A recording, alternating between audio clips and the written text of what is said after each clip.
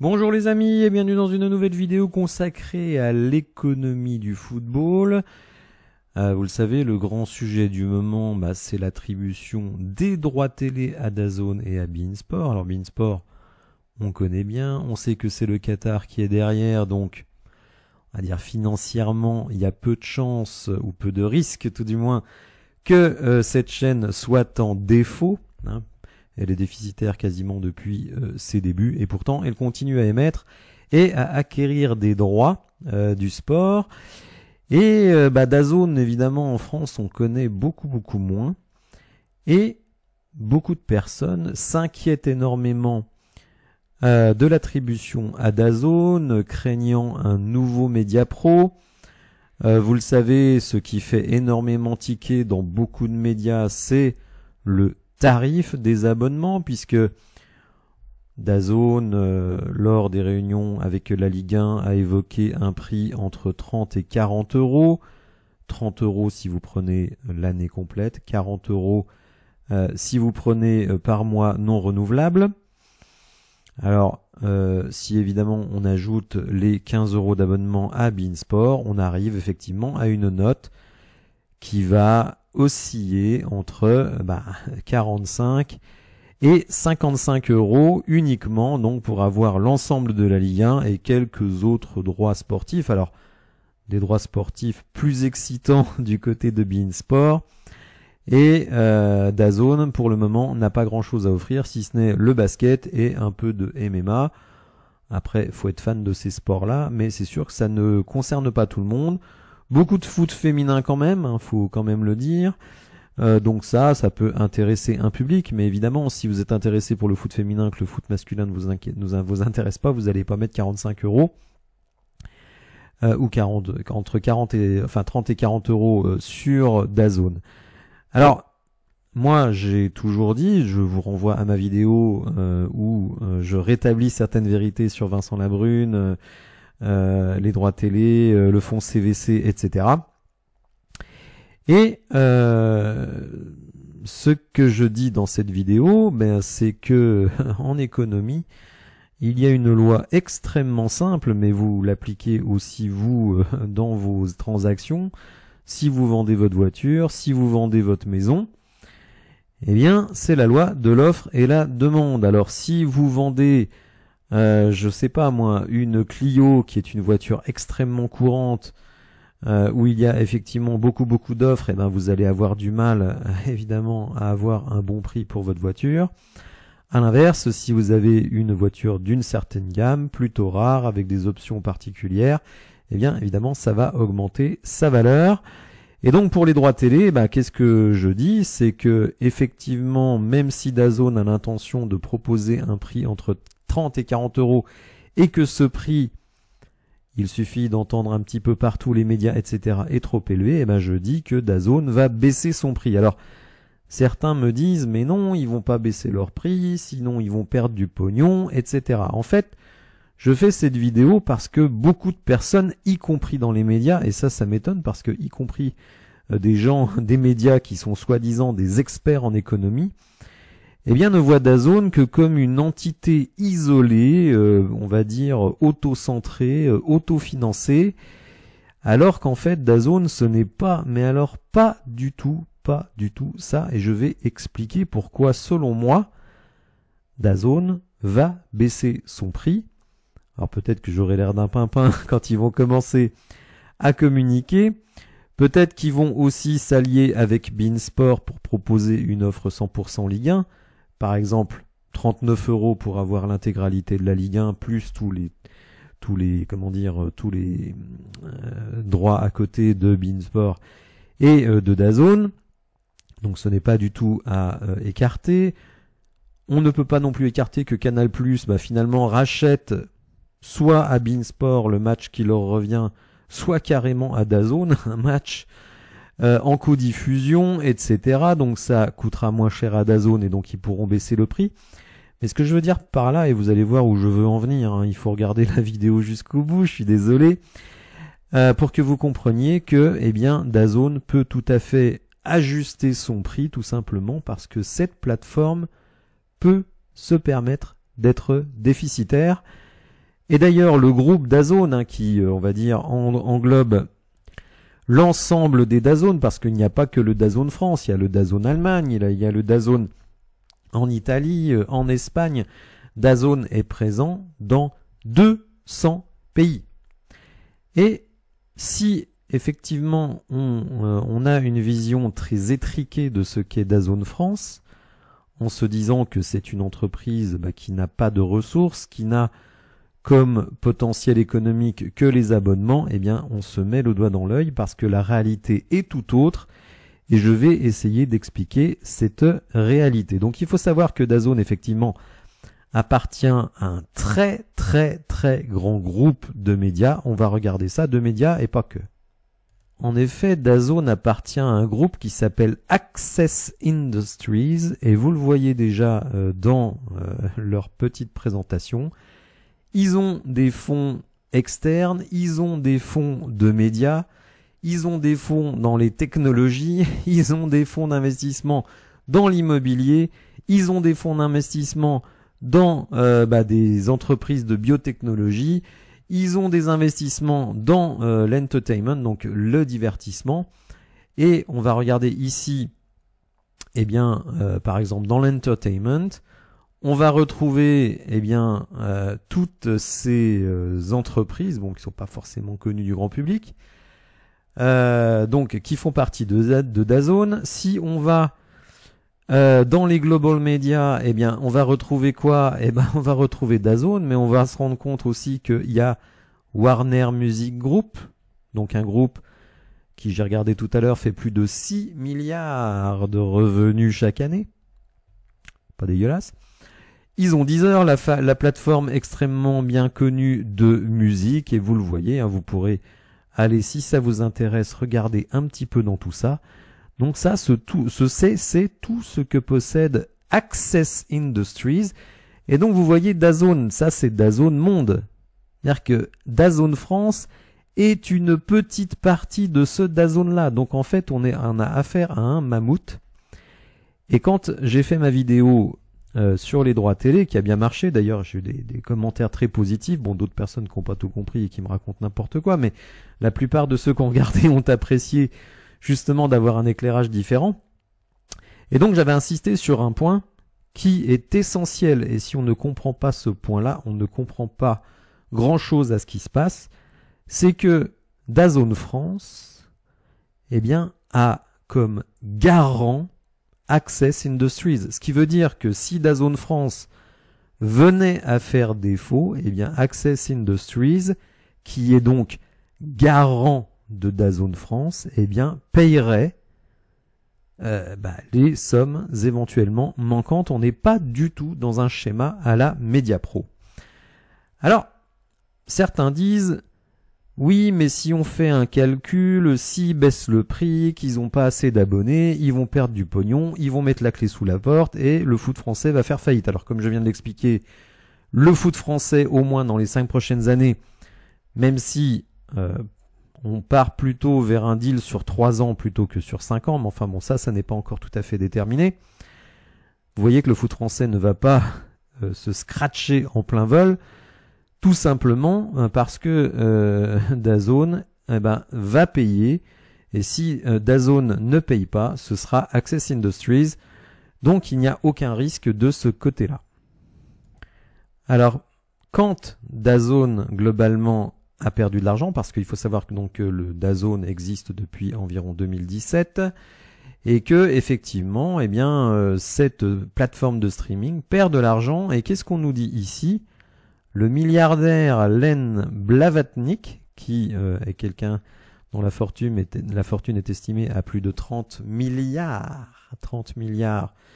d'euros, c'est la 3e fortune d'Angleterre, qu'est-ce qu'il a fait? Il a tout simplement bouché les trous. Il a sorti 4,3 milliards, mais là, ce qui se passe avec ce monsieur et DAZN, c'est que lui, il y croit. Il veut soutenir la plateforme, et donc, Kevin Mayer, alors ce n'est pas notre décathlonien, qui est président de DAZN, a remercié son actionnaire et a salué un fort geste de confiance dans la stratégie, les progrès et la croissance future. voir que DAZN n'est pas là temporairement pour essayer de faire un petit peu de pognon et se mettrait le doigt dans l'œil. Non, pas du tout. Ils ont une vision à long terme. Pour eux, rentrer dans la Ligue 1, qui est le sport numéro 1 en France en termes de droits télé, eh bien pour eux, c'est un choix stratégique et ils ne comptent pas forcément faire du pognon tout de suite. Donc, baisser le prix de l'abonnement pour engranger des abonnés sur le long terme, c'est ça leur stratégie.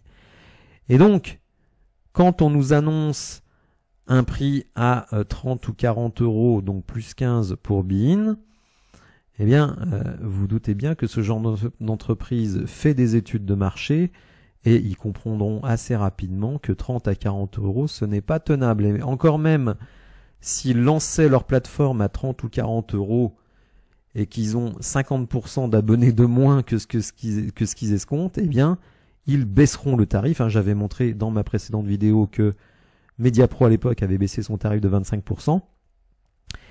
Et même si au final, ça leur fait faire des déficits, parce qu'il va falloir que je vous explique quelque chose qui est très très important. Et c'est très important dans une stratégie de groupe. Et en fait, c'est ça le problème. Il ne faut pas voir DAZN comme une entité unique et isolée. Non, DAZN est inscrit dans un groupe. Et j'ai montré dans les minutes précédentes que ce groupe était absolument immense et pachydermique. Et en plus, il a un propriétaire, un actionnaire qui met au pot quand il y a besoin de le faire. Donc franchement, je pense qu'il n'y a pas grand-chose à redouter. Alors là, je vais montrer quelque chose qui ne sera pas très populaire, qui a été publié dans l'équipe aujourd'hui, et qui est le montant de l'abonnement mensuel pour regarder le championnat national en intégralité. Donc c'est sur la saison 2023-2024. En Espagne, si vous voulez voir l'intégralité de la Liga, il faut prendre 2 abonnements, un à Movistar et un à DAZN. Et ça vous coûte 104 euros mensuels. 104 euros mensuels. En Allemagne, il faut prendre Sky Sport Allemagne et DAZN. Et ça vous coûte 55 euros mensuels. Donc vous voyez que DAZN finalement se dit 35 plus 15, 50, on est dans les prix européens. La Première Ligue, je le disais hier, si vous voulez l'intégralité de la Première Ligue, il faut prendre Sky Sport, TNT Sports et Prime Video. Et ça vous coûte 88 euros mensuels. En Italie, vous remarquez que DAZN a l'intégralité des droits et l'a mis à 35 euros. Si on pense, et moi je le pense, que le marché italien est assez voisin du marché français, et encore, je pense quand même que les Italiens sont plus passionnés de foot que les Français, DAZN, tout logiquement, devrait se dire, dès lors qu'on ne propose que 8 matchs sur 9, sachant qu'en Italie aussi, il y a 10 matchs, puisque on est à 20 équipes, eh bien la logique voudrait que DAZN France propose un tarif à 24,99. C'est ce qui serait la logique. Si on voulait voir l'intégralité de la Ligue 1 l'année passée, eh bien il fallait Prime Video et Canal+ Sport, et donc sortir 47 euros. Donc vous voyez que si DAZN fait un prix à 30 euros plus beIN Sport, ça fait 45, mais évidemment, Canal+, vous avez beaucoup plus de contenu. Donc, moi je le dis, peut-être que j'aurai l'air d'un zozo dans quelques jours, quand DAZN va communiquer sur son offre. Moi je pense que DAZN va proposer un tarif à moins de 30 euros et même peut-être à moins de 25 euros.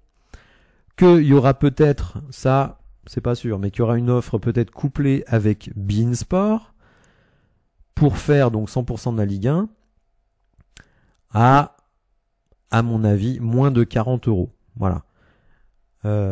Après, c'est comme tout, chacun fait ses arbitrages budgétaires personnels. Et donc là, je vais passer sur un point qui est très très important, quelque chose qui n'est pas forcément connu du grand public. Mais vous savez, sur la chaîne, comme j'ai une haute estime pour mes abonnés et que je fais appel à leur intelligence, eh bien, je vais vous montrer comment fonctionne un groupe de sociétés. Et vous allez voir que, là encore, on va voir que DAZN ne fera pas défaut, puisqu'il a un garant, et que DAZN va survivre, et DAZN peut baisser ses tarifs. Voilà, alors on va retrouver mes pages Excel, on va dire, basiques. C'est assez moche, je ne vais pas vous mentir, mais on va dire que c'est bien pour expliquer un petit peu comment fonctionne un groupe. Alors, imaginons, alors là je me place DAZN International ou même DAZN France, de toute façon la logique est exactement la même. Imaginons que DAZN France fasse moins 150 millions, c'est-à-dire qu'ils aient un déficit de 150 millions. Imaginons que Deezer fasse moins 100 millions, d'accord ? Warner, comme je l'ai dit tout à l'heure, c'est 6 milliards de chiffre d'affaires. Imaginons qu'il fasse plus 500. En termes de médicaments, en général, on fait beaucoup de blé sur les médicaments, on fait plus 500. Et sur l'immobilier, eh ben, on fait plus 500 aussi. Bien. Eh bien, Access, donc, qui est la maison mère, je vais rajouter. Access ne raisonne pas à DAZN moins 150, à Deezer moins 150. Access va raisonner, eh bien, tout simplement sur une logique de groupe. Et dans sa logique de groupe, elle va dire, eh bien, j'ai fait plus 1,25 milliard sur mes activités. Et en fait, ici, j'investis. Et je me dis, d'ici 5 ans, peut-être que ce sera rentable. D'ici 10 ans, peut-être que ce sera rentable. Idem chose pour Deezer. Deezer, DAZN, ce sont des choses extrêmement novatrices. D'ailleurs, DAZN espère devenir le Netflix du sport. Et donc, vous voyez, quand on a un raisonnement en termes de groupe, Access, pour eux, qu'ici ce soit déficitaire, mais ils s'en foutent. Et je vais même vous dire qu'en France, on peut faire ce qu'on appelle de l'intégration fiscale. Et donc, au niveau fiscal, on va déduire les 150 et les 100 ici des autres bénéfices. Donc vous ne serez pas taxé sur 500 millions, 500 millions, 500 millions, vous serez taxé au niveau du groupe sur 1 milliard 250, ce qui veut dire que les investissements que vous faites ici produisent du déficit. Au global, vous êtes bénéficiaire, mais la fiscalité vous permet de déduire de vos autres bénéfices vos déficits sur ces sociétés-là. Donc vous voyez, le truc qui consiste à dire « Oh là là, DAZN, ils peuvent pas baisser les prix parce qu'ils vont être sur la paille, ils ont payé trop cher, ils arriveront jamais à avoir assez d'abonnés. » Non. Non, non, non, non, non, non, non. DAZN, ils sont là pour s'installer dans le paysage audiovisuel sportif français. Ils font un investissement. Ils vont faire des études de marché pour voir comment récupérer le maximum d'abonnés. Ils vont continuer à acheter des droits premium.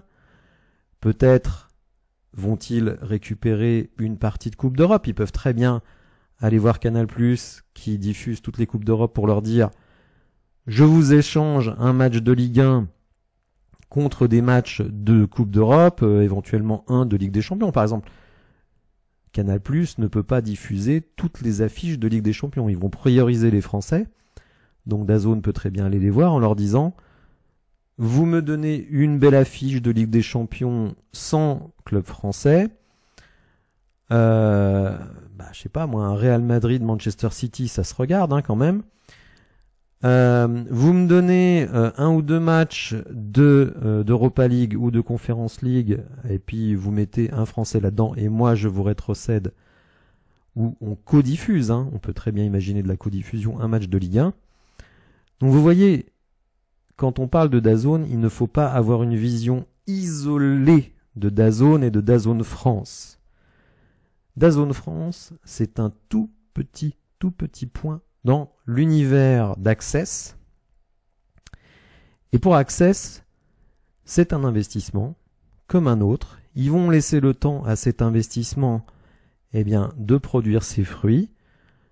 Ils sont très très très bénéficiaires sur d'autres branches.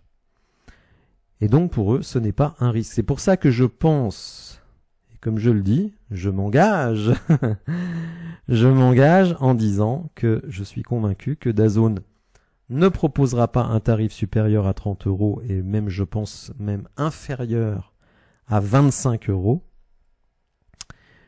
Peut-être pas tout de suite, mais si au lancement, ils se rendent compte qu'au bout de 2 mois d'abonnement, eh ben, ils sont à 30, 40, même 50% des abonnés attendus, eh bien, ils seront obligés de baisser le prix. C'est la loi de l'offre et la demande.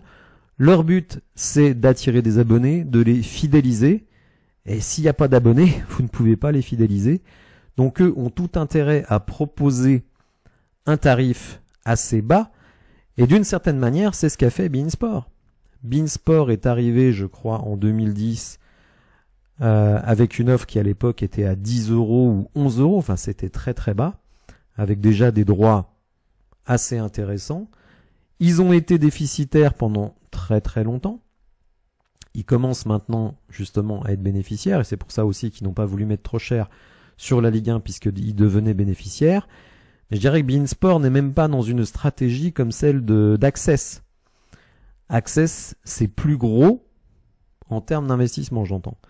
C'est plus gros et c'est dans une stratégie différente qui est vraiment de s'installer sur la durée et de proposer quelque chose de premium. Voilà, n'hésitez pas à me dire ce que vous pensez de tout cela dans les commentaires. N'oubliez surtout pas, fans de l'Olympique Lyonnais, eh bien que vendredi, alors c'est vrai le match est un peu tôt, un horaire un petit peu étrange. Le match est à 17h30, je prendrai l'antenne à 17h15. Vous pourrez évidemment échanger entre vous dans le chat, me poser les questions que vous voulez, que ce soit sur les droits télé ou sur le recrutement de l'OL, etc. Bon bref. Donc prise d'antenne à partir de 17h15, donc pour le commentaire du match qui aura lieu à 17h30. J'espère vous voir nombreux, j'ai lancé un petit sondage, vous êtes 2/3 à souhaiter que je fasse un live, donc comme quand j'ai regardé la dernière fois, il y a plus de 350 votes, la logique voudrait qu'il y ait 200 spectateurs au moins. Vendredi, bon je sais qu'il y en aura moins, mais s'il y en a plus, je serai évidemment très très content. Donc je vous dis à vendredi, peut-être avant s'il y a de l'info évidemment. Pour le commentaire du match, j'espère que vous avez apprécié cette vidéo. N'hésitez pas à vous abonner, à liker la vidéo, à actionner la petite cloche pour recevoir les notifications. Et je vous dis à bientôt. Merci, au revoir.